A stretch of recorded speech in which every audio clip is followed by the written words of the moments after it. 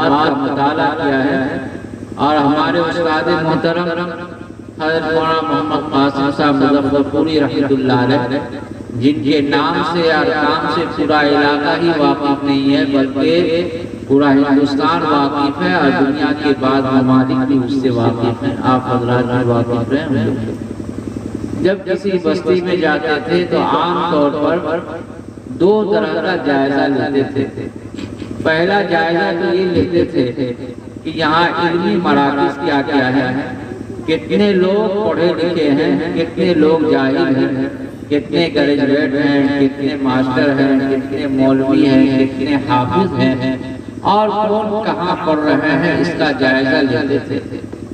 دوسرا کام ان کا یہ ہوتا تھا کہ آپس میں کوئی اختلاف و انتشار تو نہیں ہے، کوئی مقدمہ تو نہیں ہے، کوئی کیس تو نہیں چل رہا ہے، ان دونوں کی طرف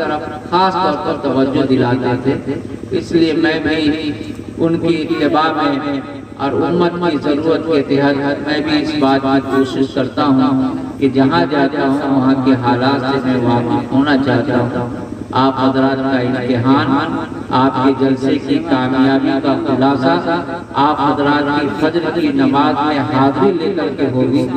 اگر آپ حضرات فجر کی نماز میں حاضر ہوں گے تو آپ ذمہ داران حضرات سے چند منٹ کی گفتگو ہو جائے گی۔ اسی درمیان جو ہے ہم لوگ چائے بھی پی لیں گے، اس کے بعد پھر روانہ ہوں گے۔